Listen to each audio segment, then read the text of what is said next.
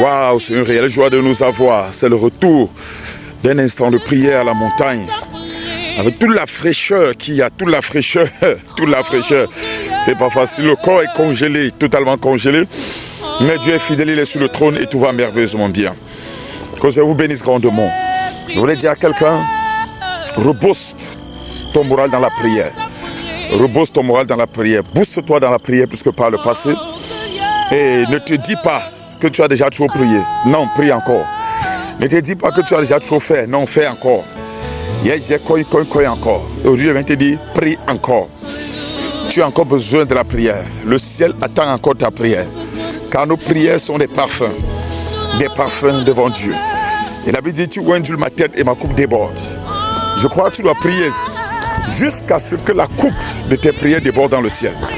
Il y a une saison où le ciel amasse la vapeur d'eau. Amasse la vapeur d'eau qui remonte au ciel par le biais de la chaleur sur la terre ou par le biais du soleil.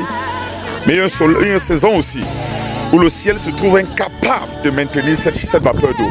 Se trouve incapable à cause de la quantité, à cause du poids, à cause de son excédent dans le ciel. Et le ciel est contraint à vomir cela. Et c'est pour ça que la pluie peut commencer à tomber. Et moi, enfant de Dieu, je viens t'encourager par ceci. Et je viens te dire, prie, prie, prie et prie encore. Prie jusqu'à ce que le ciel se trouve obligé de t'exaucer. Je répète, prie jusqu'à ce que le ciel se trouve obligé de t'exaucer. Oui, obligé de t'exaucer. Cette femme est venue vers Jésus. Et elle a dit, Seigneur, ma fille est gravement malade. Ma fille est souffrante et elle est même sur le point de mourir. Et cette femme n'était pas juive, mais elle était cananéenne. Et Jésus ne l'a même pas regardée. Il ne s'est pas intéressé à elle. Et tellement écrié encore, que les disciples étaient contraints à dire, Seigneur, cette femme nous trouble, cette femme nous dérange, cette femme nous emmerde. Elle finit par nous troubler, elle crie trop. Oh, kapala kala. Où est passé quelqu'un qui peut encore crier, qui peut encore crier, qui peut encore crier, qui peut encore crier. Jusqu'à même les sages dans le ciel disent à Dieu, Seigneur, cet homme crie trop. Cet homme finit par nous déranger. Est-ce que tu peux aussi l'exaucer? Et quand j'ai pensé à l'histoire de cette femme, j'ai pensé à mon frère qui s'appelait Bartimée, le fils de Timée. Jésus entre à Jéricho, Bartimée ne crie pas, Jésus passe. Est-ce que tu sais, chrétien, enfant de Dieu, que ton silence peut te faire rater ton miracle? Est-ce que tu sais que ton absence de prière peut te faire rater ta destinée? Bartimée, dans cette situation, fils de Timée, quand Jésus entre à Jéricho, il n'a pas prié. Jésus est passé. Et quand Jésus sortait de Jéricho, il a entendu que voilà Jésus qui sort. Il a dit que dans l'autre aussi, c'est mieux que j'écris. Parce qu'il connaissait une chose. Si Jésus sortait de Jéricho, il ne devrait jamais, jamais, jamais, et j'ai dit à grand jamais, recevoir son miracle. Il était condamné à crier. Il a dit, fils de David, aie pitié de moi, aie pitié, aie pitié. Dans un instant de cri. Et Jésus et la foule a commencé à dire, il dérange trop.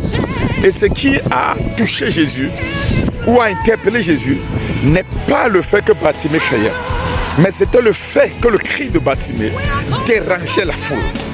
C'est ça que Jésus a dit, laissez-le venir. Parce que si je le laisse dans ces conditions, il va beaucoup déranger par derrière.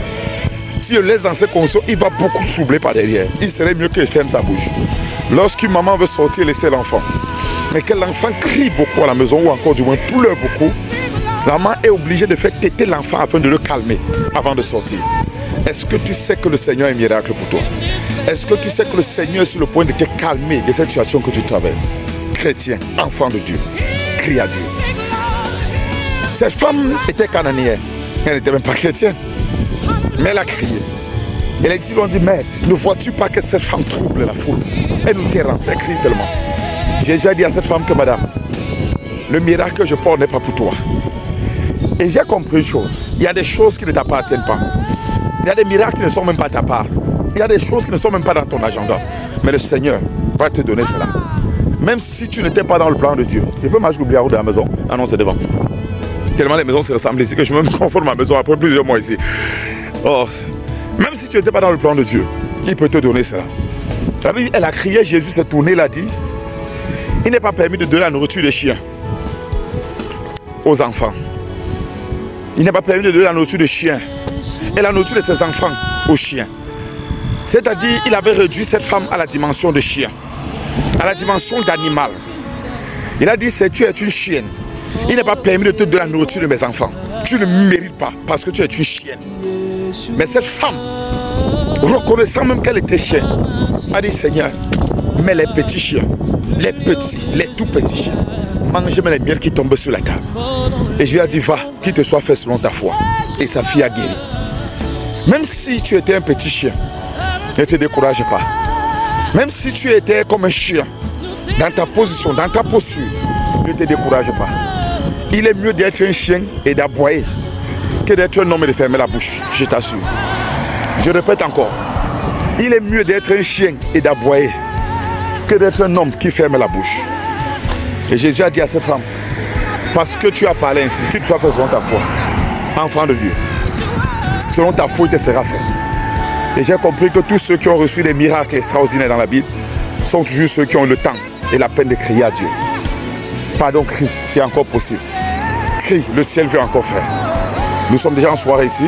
Je suis en train de marquer mon 18h, bientôt 19h, qui sera notre soirée de prière à minuit du Cameroun, dans 1 heure. On rassure-toi que tu es connecté à la page Apôtre Jésus au fou. Avant qu'on ait 1 heure de prière ensemble sur le thème qui t'a troublé. Ce soir, on va troubler les troubleurs. On va troubler les troubleurs. Que je te bénisse. Je suis de retour à la maison. Je veux bénir et combler. Au nom de Jésus de Nazareth. Mande Brokotola. In the name of Jesus, je suis arrivé là. Shalom, bye bye. Je vous aime, je vous aime encore plus.